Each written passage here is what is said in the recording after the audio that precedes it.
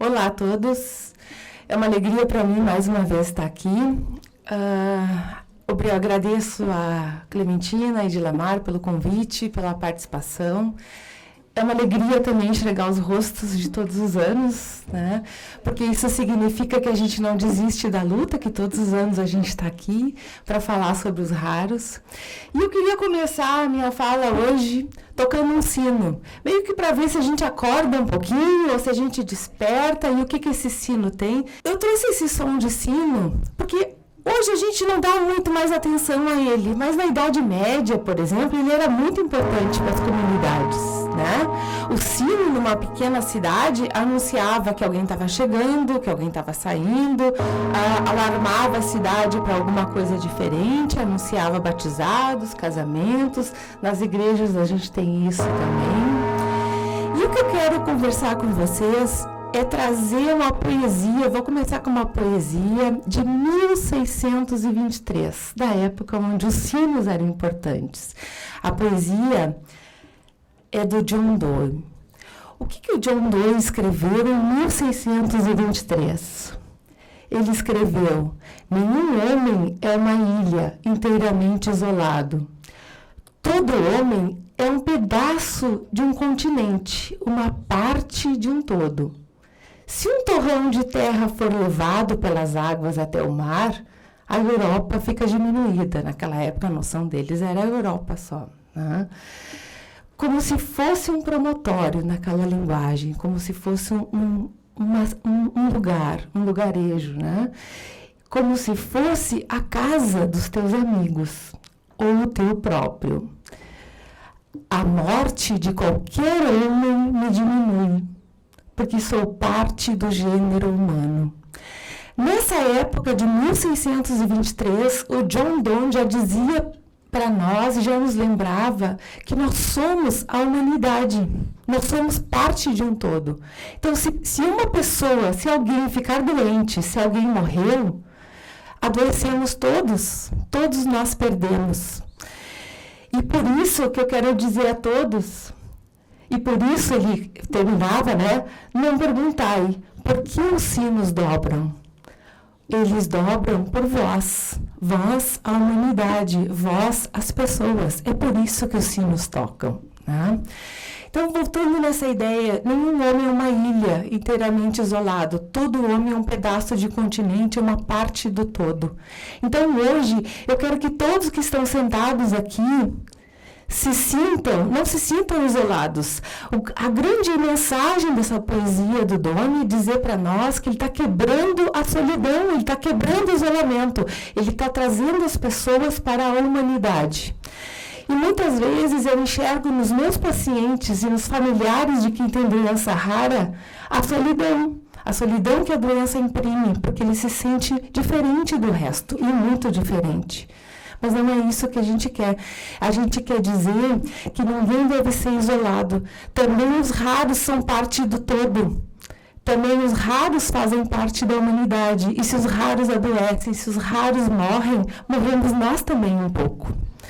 E por isso a nossa atenção, e por isso que o mote que existe hoje dos raros, todos somos raros, né? Somos todos raros, esse é o mote das doenças raras, vale para todos nós. Então, incorporemos isso, somos todos raros, de certa forma, porque somos a humanidade, né? Então, hoje eu gostaria que a gente pensasse sobre isso, né? Esse é uma figura de uma criança com doença rara, nesse propaganda, né? Ou na promoção da doença rara. Mostre que você é raro, né? E mostre que você se importa, né? Então, o que nós queremos dizer hoje, o fato de estarmos sentados aqui, o fato de estarmos nessa bancada, significa que nós nos importamos. Como médicos, como indústria, como governo, como familiares, como pacientes. A gente se importa. E que se a gente faz barulho, se a gente se reúne, se a gente conversa, a gente consegue colocar nossa mensagem, né? E talvez mudar essa dura realidade que é a jornada do paciente com doença rara em busca de tratamento no que se refere ao acesso público. Então, de certa maneira, eu que trato doença rara, me dedico especificamente a tratar a hipertensão pulmonar, trabalho no grupo de transplante de pulmão da Santa Casa, trato hipertensão pulmonar nas suas formas, nos seus grupos, a arterial pulmonar, a doença tromboembólica crônica, e vejo que a gente ainda tem muitos desafios pela frente, né? Que doença é essa hipertensão pulmonar? Por que os pacientes aparentemente são normais? Ninguém entende que eles têm uma doença rara ou que eles são doentes, porque por fora eles são perfeitos, mas o que acontece dentro? Por alguma razão, por alguma doença, por algum estímulo, as artérias do pulmão recebem uma mensagem de que elas têm que se estreitar, ou seja, hipertrofiar. O sangue mal consegue circular dentro dos pulmões. Se o sangue não circula dentro dos pulmões, a gente não consegue captar o oxigênio. Se eu não tenho oxigênio, oxigênio é vida, né? Quanto tempo uma pessoa sobrevive sem oxigênio, sem água, sem comida? Dias, né? Sem oxigênio, uma pessoa não sobrevive minutos. Então, o doente com hipertensão pulmonar tem uma qualidade de vida muito ruim, porque qualquer atividade para ele é muito penosa. Ele não tem oxigênio para realizar essas atividades, porque essas artérias estão hipertrofiadas, estão apertadas, o sangue não consegue circular. Hoje, nós temos já tratamentos para essas doenças, né? E a grande dificuldade é conseguir que esses tratamentos estejam acessíveis no sistema público de saúde, é conseguir que esses tratamentos realmente modifiquem dentro do Brasil a realidade dos doentes com hipertensão pulmonar. Eu trouxe para vocês a história, que alguns já conhecem talvez, do seu Arlindo. O seu Arlindo era um pai de família, trabalhava na segurança pública, trabalhava nas ruas. De repente, ele se viu com hipertensão pulmonar. E por falta de acesso a medicamentos, por falha no fornecimento de medicamentos para o sistema público de saúde, porque ele não tinha condições de adquirir essas medicações, a doença dele progrediu muito. E eu quero exemplificar para vocês o que isso significa. Pulmonar. Faz 6 anos que sei que tenho a doença. Faço tratamentos na Santa Casa em Porto Alegre. Atualmente sou na lista do transplante pulmonar desde o dia 7 de julho de 2015. Minha vida praticamente parou. Tenho dificuldades para qualquer esforço físico, desde tomar um banho até me alimentar. A falta de ar é muito grande. Dependo de alguém para me ajudar a fazer qualquer tarefa. Meu sonho é poder caminhar sem sentir falta de ar, ter uma qualidade de vida melhor. O senhor Arlindo está encostado na parede, não é por acaso. Ele não consegue ficar em pé, porque ele tem muita falta de ar. Ele não tem oxigênio, né? Falar para ele é uma dificuldade. E algum ano atrás, alguns meses atrás, o senhor Arlindo trabalhava nas ruas, na segurança pública. Corria, se esforçava, sustentava a família dele. E, de repente, tudo isso mudou.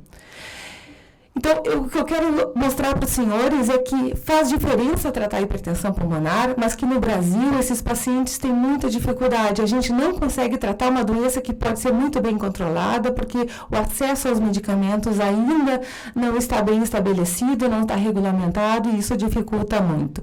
Hoje nós temos dentro da hipertensão pulmonar 5 grupos diferentes, dependendo da doença que causa a hipertensão pulmonar.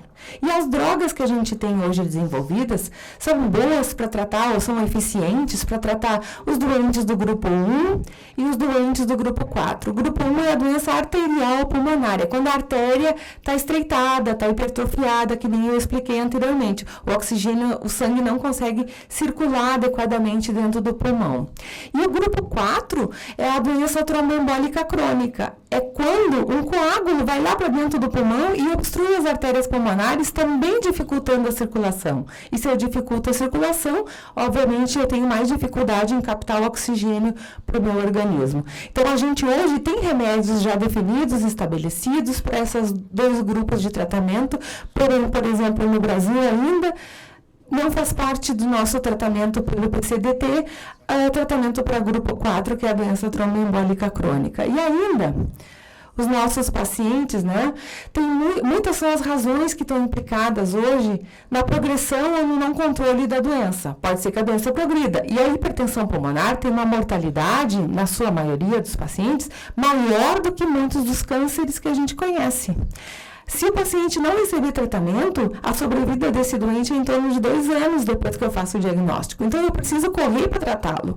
E hoje, com a burocracia que a gente enfrenta, com a falta de medicações que a gente enfrenta, a gente tem visto que muitos doentes têm evoluído a óbito quando eles poderiam ser devolvidos às sociedades, devolvidos ao seu mercado de trabalho e viver com vida plena ou com qualidade de vida, pelo menos, se recebessem adequadamente o tratamento. Então, assim, eu acho que não é aceitável que exista falha de medicamento, de fornecimento daquele medicamento que já faz parte da lista do PCDT, ou que a gente demore tantos anos para contemplar ou para agregar novos medicamentos na lista desses medicamentos fornecidos gratuitamente, né? E o acesso ao medicamento nessa doença pode fazer muita diferença.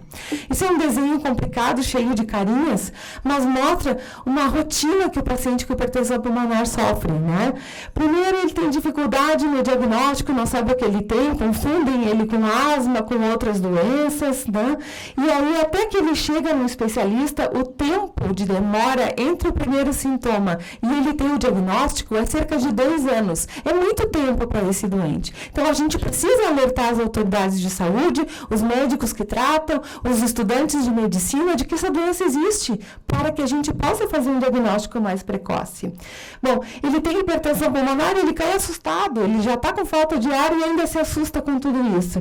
E aí o médico vai lá e diz para ele, o senhor tem que obter o seu medicamento junto à Secretaria de Saúde. E aí começa a jornada e aí começa o drama. Porque ele vai até a Secretaria de Saúde, pedem uma série de exames para ele, isso demora, a avaliação demora meses, às vezes 3, 6 meses, até que a Secretaria de Saúde comece a liberar a medicação. Com isso a doença já progrediu, porque ele tem 2 anos se ele não tratar. Aí ele recebe 1 mês, 2 meses, no outro mês a secretaria anuncia, não temos medicamento na farmácia. Esse paciente ganha salário mínimo ou ganha auxílio-doença. Ele gasta metade do auxílio-doença em passagens, batendo na porta da farmácia do Estado, pedindo por um remédio que não chega. Aí o dia que o remédio chega, a mãe, que tem 3 filhos para sustentar e é sozinha, e tem um filho com hipertensão pulmonar, diz, doutora, eu não tenho R$10 para ir até a secretaria e eles me ligaram que o remédio chegou. A gente tem que mandar o boy levar o valor. Então, isso não é correto, não é justo que os pacientes passem por essa situação. Então, estas questões eu estou trazendo hoje para que a gente de novo reflita sobre isso e sobre as estratégias que a gente está adotando para o tratamento dos doentes, né? E eu sempre acredito que quando nós todos sentamos juntos e conversamos e tentamos estabelecer políticas públicas mais adequadas, a gente consegue um tratamento mais digno, mais justo e melhor qualidade de vida para aquele que nos interessa, que é o nosso paciente. Então, eu acho que dentro desse diagnóstico, né, quais são então as características para hipertensão pulmonar dentro do cenário no mercado de hipertensão pulmonar no Brasil, né? A maioria dos pacientes depende do sistema público de saúde. Nós precisamos de terapia combinada, ou seja, uma droga só não é eficiente. A gente hoje sabe que uma droga não é eficiente para tratar a hipertensão pulmonar. É preciso associar medicamentos. E hoje o nosso PCDT contempla apenas para o grupo 1 uma droga só de cada vez. Né? Então, poucos centros de referência existem e com a distribuição geográfica muito inadequada. A maioria dos centros de referência está localizado na região sudeste, na região sul. Nós temos deficiência de gente que trate e maneje hipertensão pulmonar na região norte, no nordeste, onde eles têm muitas dificuldades, né? O número de especialistas pequenos e o diagnóstico é uma difícil barreira. Né? Eu preciso de uma tomografia computadorizada. Às vezes, um paciente do SUS leva 6 meses a 1 ano para conseguir realizar uma tomografia computadorizada. Então, a gente tem que pensar sobre todas essas questões e equacionar essas questões, porque o tempo é muito importante para esses pacientes.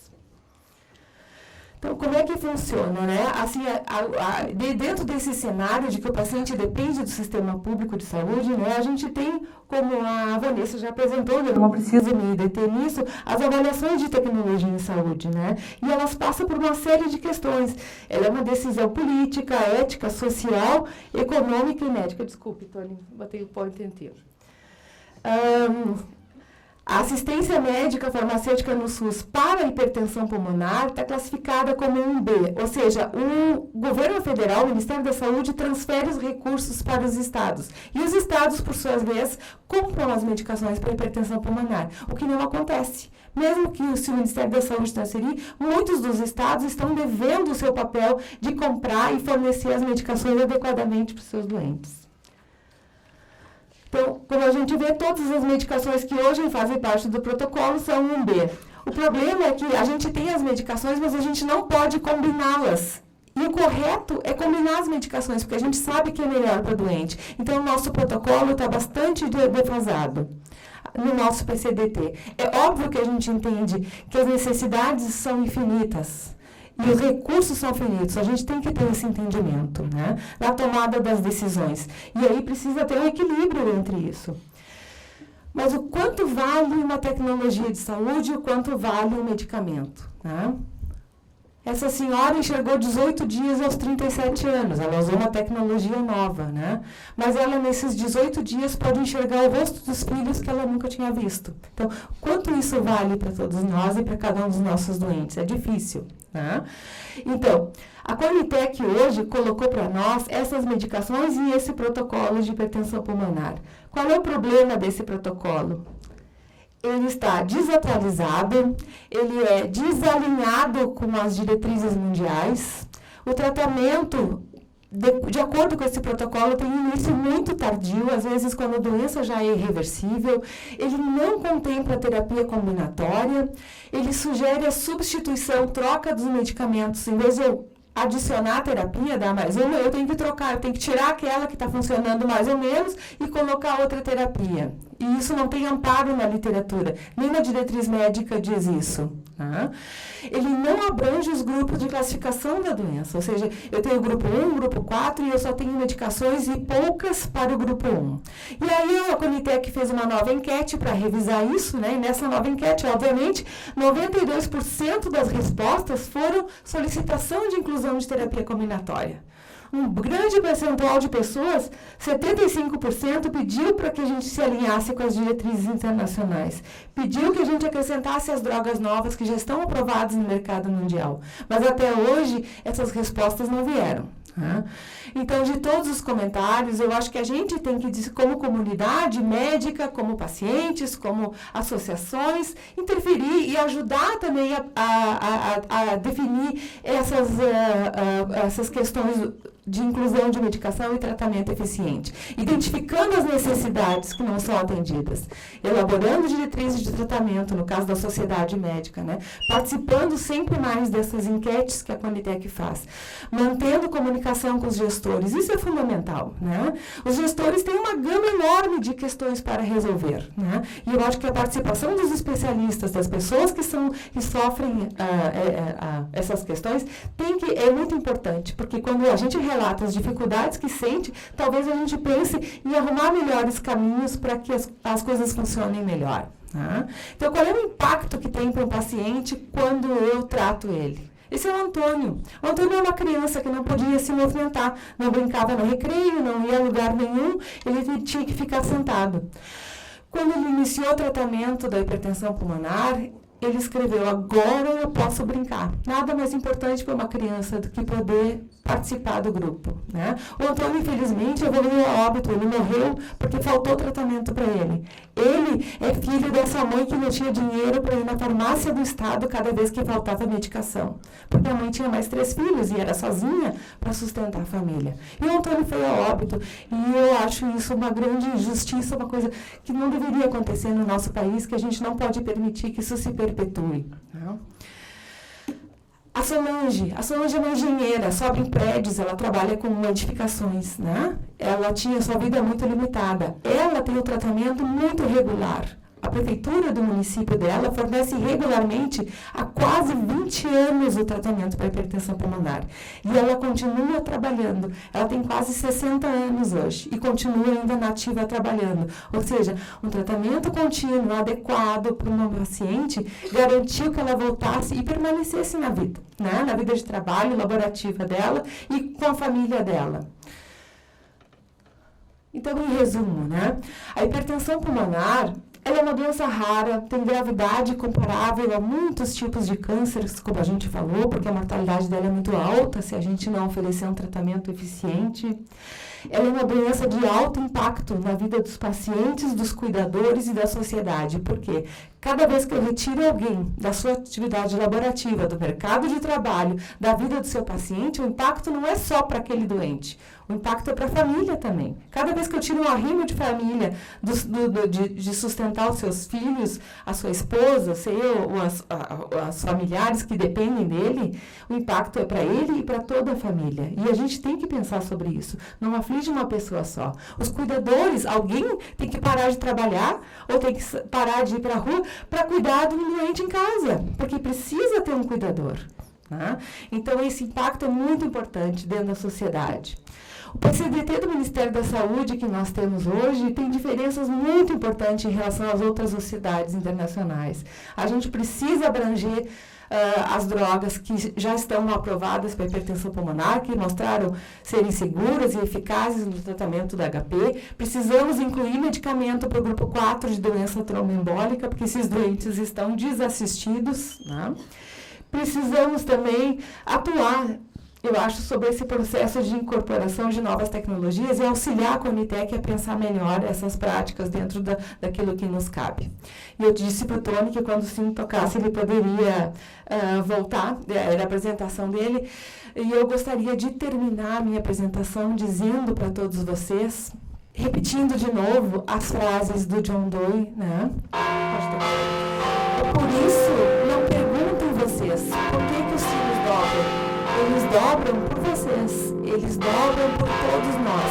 Hoje, eles dobram aqui pelos raros e por todos que estão aqui, porque todos nós somos parte da humanidade, todos nós fazemos parte também dos raros. Somos todos raros hoje e que a gente consiga pensar sobre isso melhor. Muito obrigada, um bom dia.